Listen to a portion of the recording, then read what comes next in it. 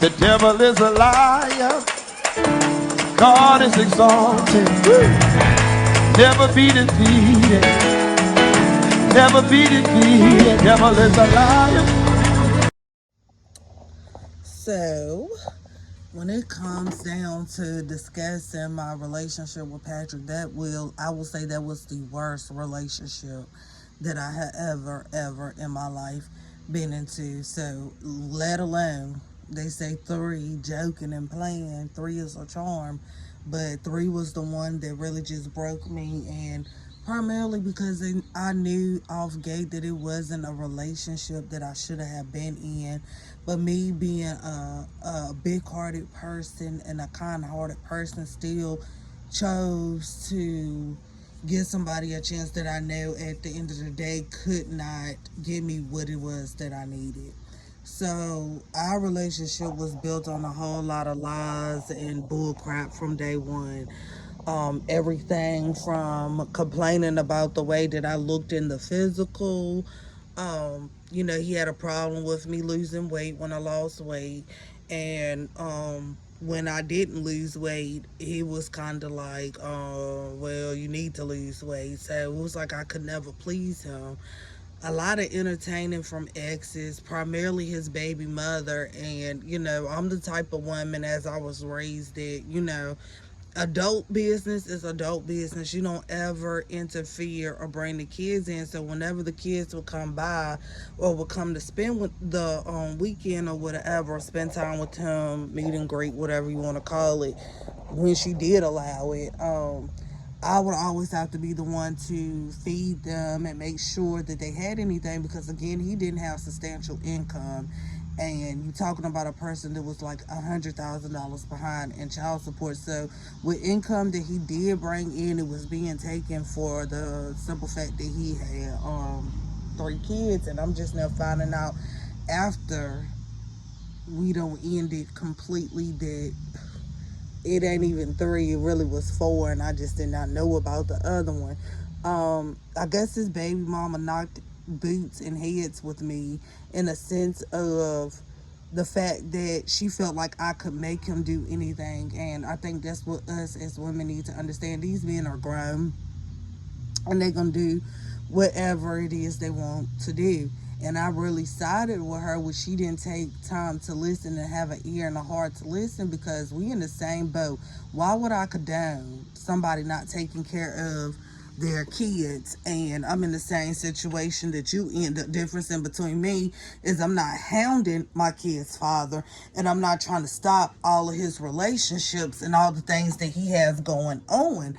I pretty much just bossed up and was like, okay, it's on me and I can do this. And, I tried to encourage her and tell her, you're going to have to do what I did. You got to let a dead dog leg, and you just gonna have to get on your grind, make your money for yourself, take care of your kids, and eventually it would catch up to him. But she could never catch on to that. So the weekend that he ended up proposing to me, I guess he put a post up and she seen it, and she pretty much went haywire. And she went haywire in a sense of attacking me. She pretty much, as you will see in the receipts that I listed, she pretty much was like, you buying engagement rings and can't pay child support. Long story short, I had already did a police report to protect myself, because I already knew what it was coming down to. I did multiple police reports, and they just continued to tell me, well, it's nothing we can do because she doesn't live here in Virginia. Where she lives is considered across the state line of North Carolina. So with that being said, nobody did anything. And as I felt in my spirit, what's going to happen did happen. She came over here. I guess she thought I was going to be a punk and I was not going to defend myself, and I defended myself. Well, after she comes over here on my property, mind you, the kids wasn't here. She had no reason to come up on my property, period. But she tried to care like she came to see about her kids when the kids was not even here to protect herself. So when she did that, and I fought her back, we sitting here chilling the next day. We thinking, for the most part, the harassment with her and all the bittersweet mess, we thinking it's gone. nonetheless to say, we thinking it's out the way. She don't want to have me up for assault charge. So that's another ban I got to come up with to pay my lawyers. And I was frustrated because I was like, Patrick, if you knew it was going to be an issue in a situation with her, then we should have kept us under the wrap because I got too much to lose. So goes to court. Long story short, it gets dismissed because my lawyer convinced her to go ahead and throw it out because it could end bad for her. And I was worried a little bit, but not worried really bad because my lawyer had assured me that because, and as I showed in the receipts, because she already had a criminal history, that most of the time things like that work out in the favor of the person that doesn't have a criminal history, which in that situation was me. So 2 months after all of this out the way, then the Board of Counseling calls me. And I spent so much money with the Board of Counseling. I had to go into therapy for like a year. And I don't know if y'all realize this or not, but when you seek psychiatric care and consultation, most of the time, unless you're on Medicaid or something like that, you have to pay out of pocket. And just about every time I had to go see this man 2 weeks, every 2 weeks, it was like $140.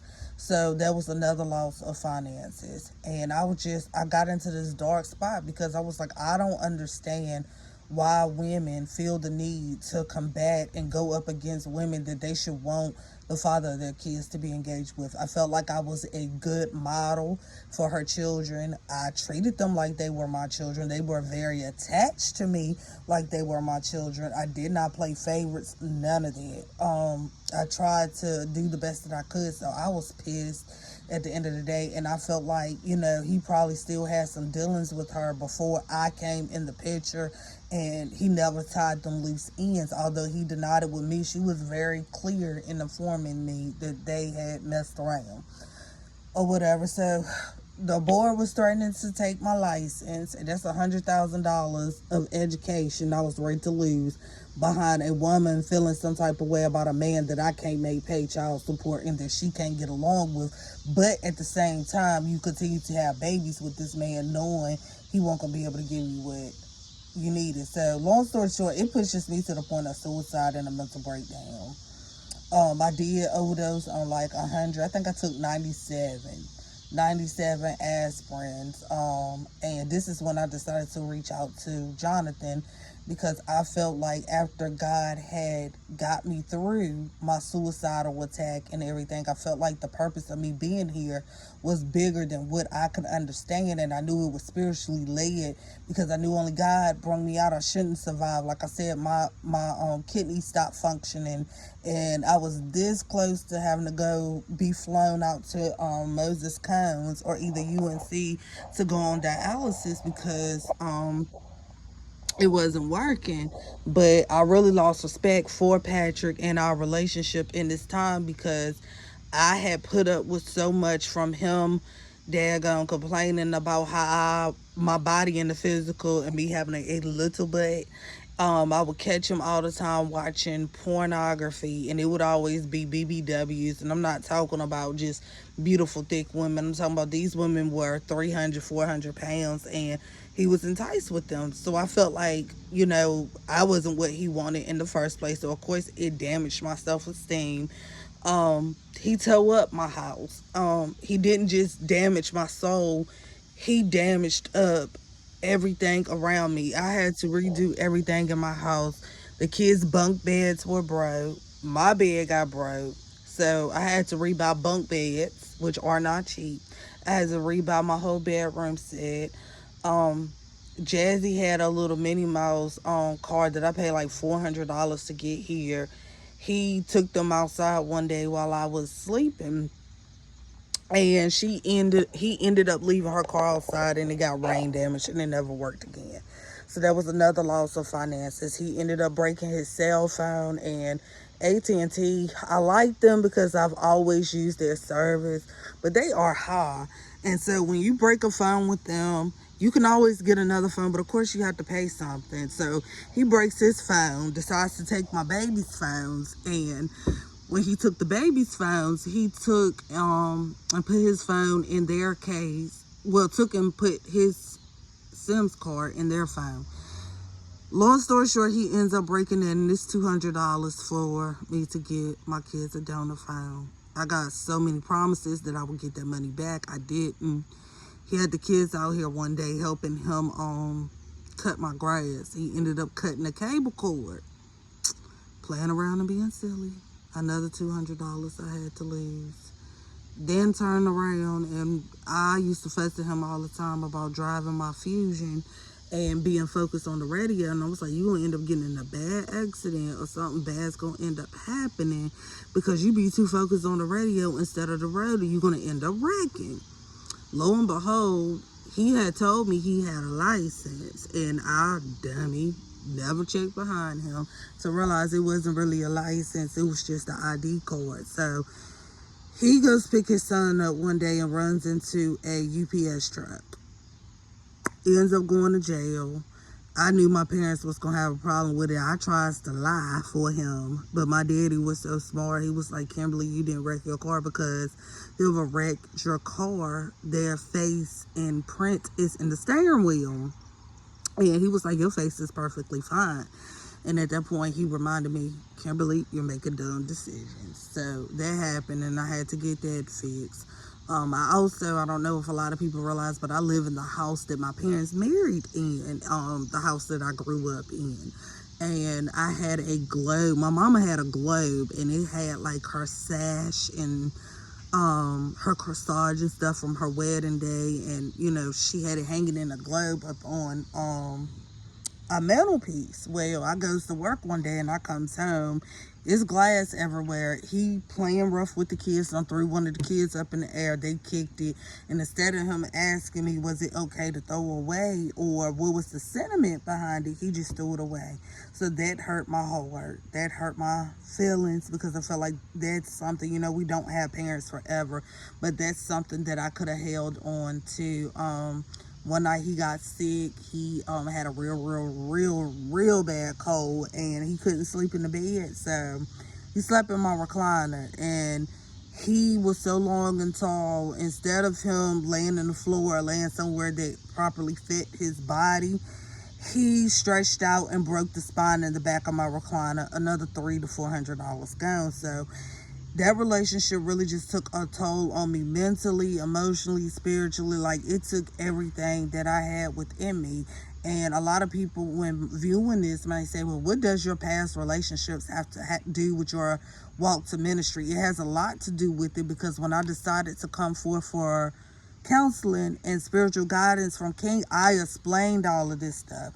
So you would think common sense would tell you, when you dealing with a person that has already dealt with this much trauma, the last thing you want to do is play with them or put them in a predicament that they feel like they have to start treating you like the enemy, because it's always going to end bad. And, you know, I wasn't dishonest or disloyal about who I was as a person, what I had engaged in and what I had going on. I laid everything out on the table, and I'm sure to tell clients and people daily that when you go forth and you get ready to go into counseling and you really want to change, is no needing you piggyfooting around or trying to pretend like it's this when it's not, because then your counseling, your experience, it will not be beneficial. And at this point, I wanted it to be beneficial. I needed it to work, because I couldn't allow myself to go back down that path and that walk and to engage with people that had done the same things that had been done to me over and over again, like I was at my brink. And, you know, a lot of people say suicide and people do suicide. Suicide is very remarkably high for women. And I'm going to say that and touching on the basis of mental health, because we joke about it. And I'm sure a lot of you came into contact with my cousin who had a lot to say about getting help. But what people fail to realize is a lot of the behaviors that us as African American women, men, as a culture that we harvest, such as sexual abuse, molestation, drinking, marijuana addiction, cheating, stealing, all that kind of stuff.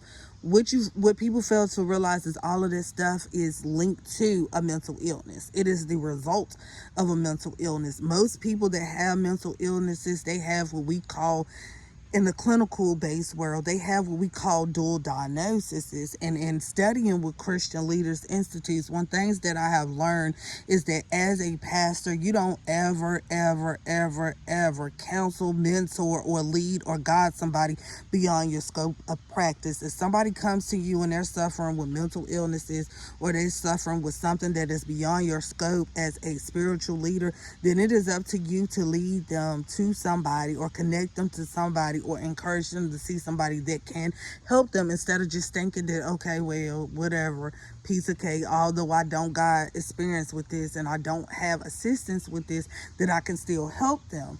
And I also learned that when you are counseling people of the opposite sex, which this did not occur with me and Jonathan's situation, he was supposed to have another boy from the clergy. He was never supposed to mentor or clergy me alone, number one. Number two, I've never went to a church where I had to take a class with the pastor in order for me to become a member, to understand about the church rules and regulations, but that was mandatory. And, this is another thing that, had Brandy gave me the opportunity, excuse me, that I would have addressed with her, because if I know I have a husband, my husband is attractive, and I know that because of his work line of ethic, he's going to come in contact with a lot of beautiful women. Because what I think people don't fail to realize is, when you make a lifetime commitment to somebody, you got to make sure that that's really what you want, because it's always going to be somebody prettier, it's always going to be somebody attractive, it's always going to be somebody that can catch your mate's eye. That's why it's very, very, very, very important that you always on your P's and Q's, and that you just don't let that, as they say in psychology, that honeymoon stage bear out the way and bear, far away from you.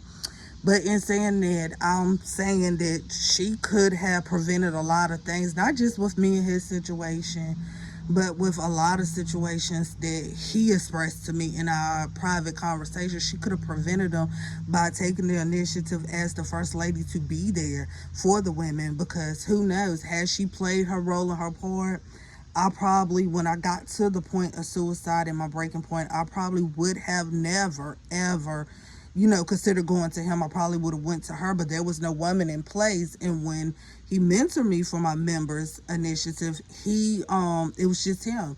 There was no other clergy, there was no other staff, it was just him.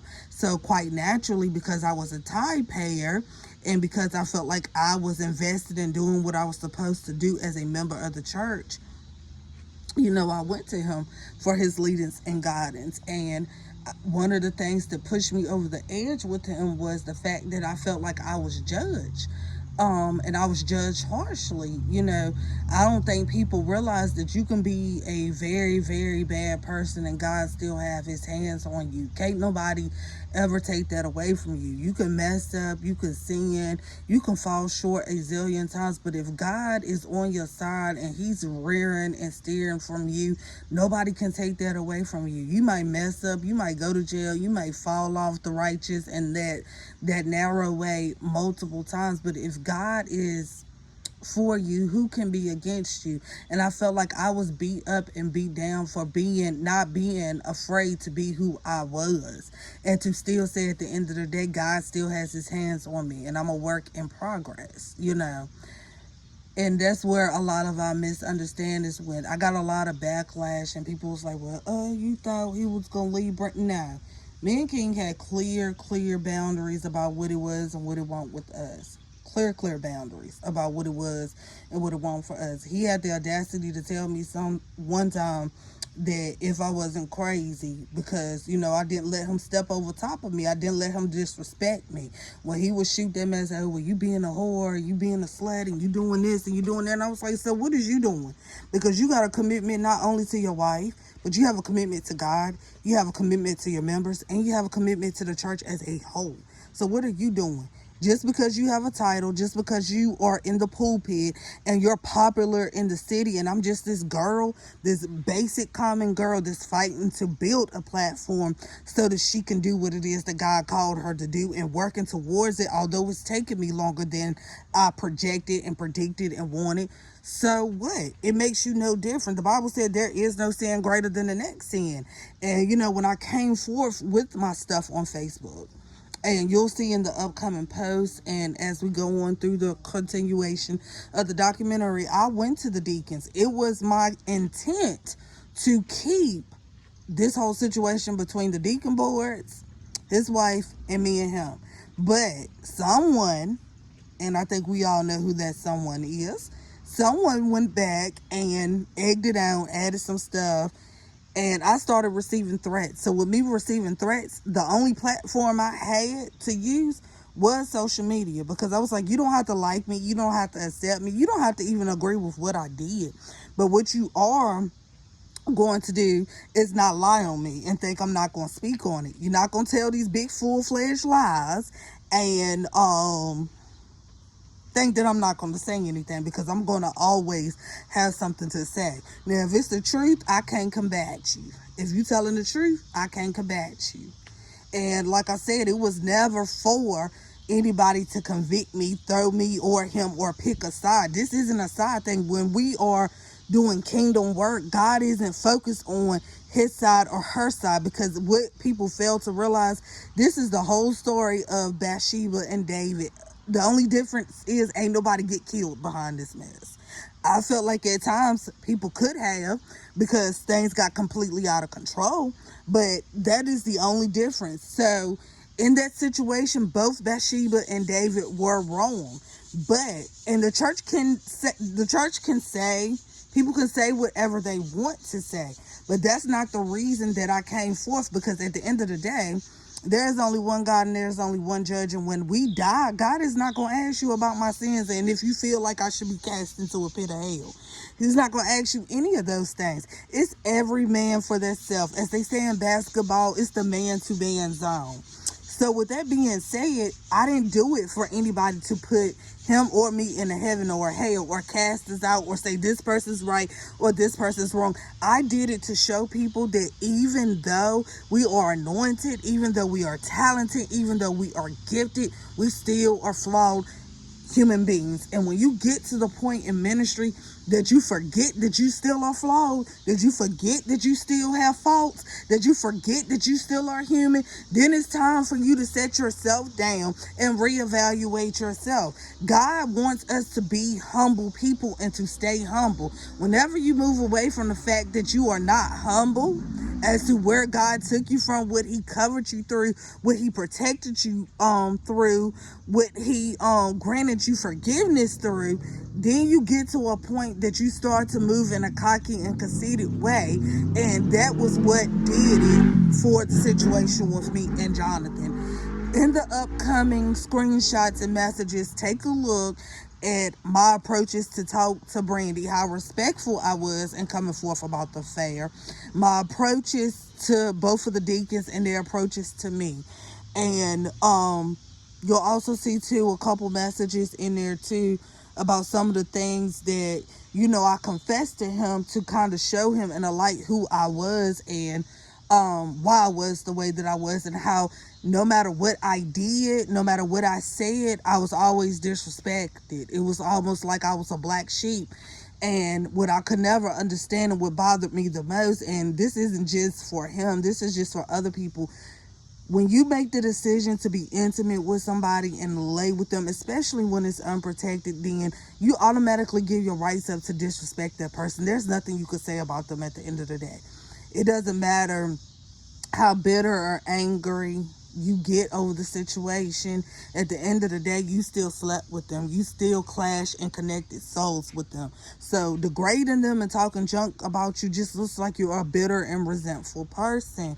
You can't say but so much about a person after you have took that step with them. And I've never understood for the life of me how people could be in committed relationships, even if it was just sex based or situationships, as I might say, for today's society. I never understood how they could do those kind of things and then turn around and say some of the most disdainful things about people that they slept with, that they took time out of their busy schedule to deal with, that they risk their livelihood to just get close to just get in the bedroom with. You got to be very careful, because those tables always turn, and most of the time they're not going to turn in your favor, because we all are equal, we all are the same, and we all have the same goals, hopes, and aspirations, and that should be to make heaven our home. Nobody is better than anybody,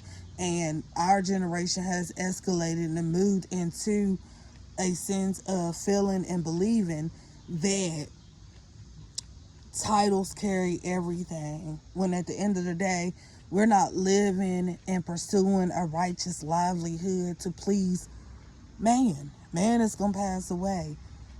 None of what I do here on earth will last. Only what I do for Christ will last. He knew my favorite color. He knew what I liked. He liked the odd things about me, like the fact that when I talk, I turn my nose up, and my gap, my fashion, everything, all the little stuff that everybody always tends to overlook. He seemed to pay attention to. But again, the downfall to our relationship was he had some abandonment issues and some anger issues and some addiction issues that I felt like I just could not hash out with him, and that it would end up being a disaster. And I, at that time, had felt like I had took my kids through enough and that I didn't deserve it. And of course, I was the one who decided to go ahead and file for a divorce. And although we've been divorced for some time, we still have a pretty good relationship. We can still talk. We can still be friends, because it's never my intentions